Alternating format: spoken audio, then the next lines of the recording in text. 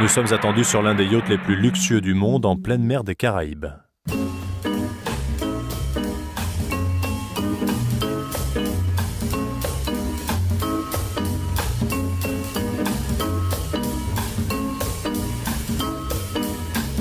Bienvenue aux îles Vierges britanniques, un paradis fiscal très apprécié des grandes fortunes. Bill Gates, Richard Branson et leurs amis y font construire des résidences de vacances surdimensionnées.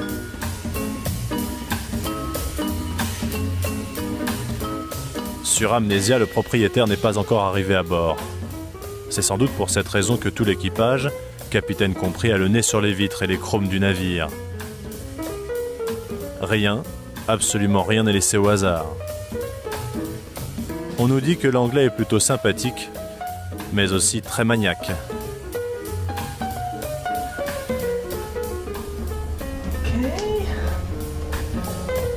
Amnesia est sorti il y a quelques mois des prestigieux chantiers italiens Benetti, où on les construit à la chaîne. Les intérieurs sont entièrement façonnés à la demande du client. À bord, une petite dizaine de membres d'équipage veillent jour et nuit au bien-être des invités.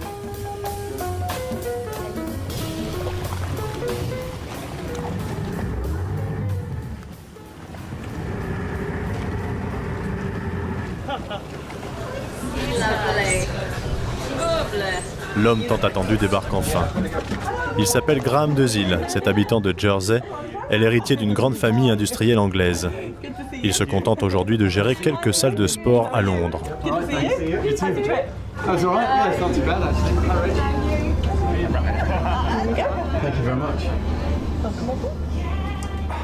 Ah, tout de suite ça va mieux.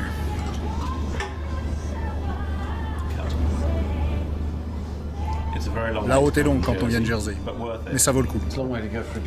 Ah, ça vaut bien un verre de champagne. On est parti quand? Il y a 10 ou 12 heures maintenant.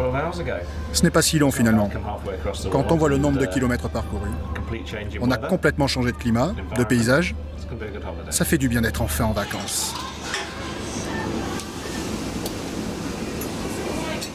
Qu'il est bon de passer quelques jours de vacances dans un palace, à la fois seul au monde et en même temps très très entouré.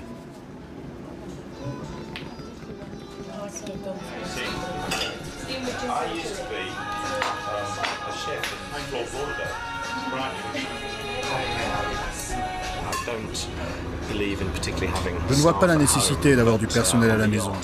Mais sur un yacht, ils sont là parce que ça fait partie du jeu. Et c'est très agréable d'avoir quelqu'un qui cuisine pour vous, qui s'inquiète de savoir où l'on va. Moi, quand je viens à bord, j'ai juste mon Bermuda et mon t-shirt, et on s'occupe de tout le reste pour moi. Ça, j'adore sur les croisières de ce standing. Quelqu'un d'autre se met à penser à ma place, et moi, je peux vraiment me reposer.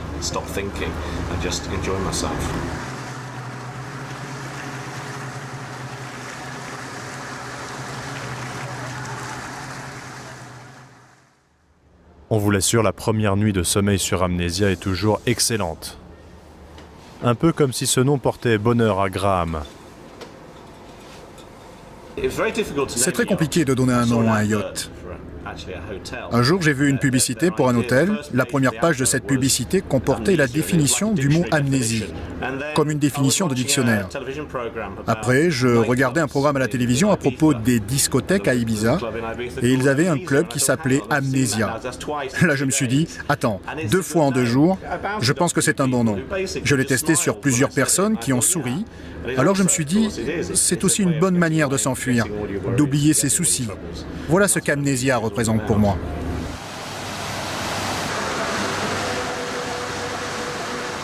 On discute, et on oublierait presque le rendez-vous que nous a donné Andrea Liveras dans les chantiers navals d'Elefsina, à une 50aine de kilomètres au nord d'Athènes.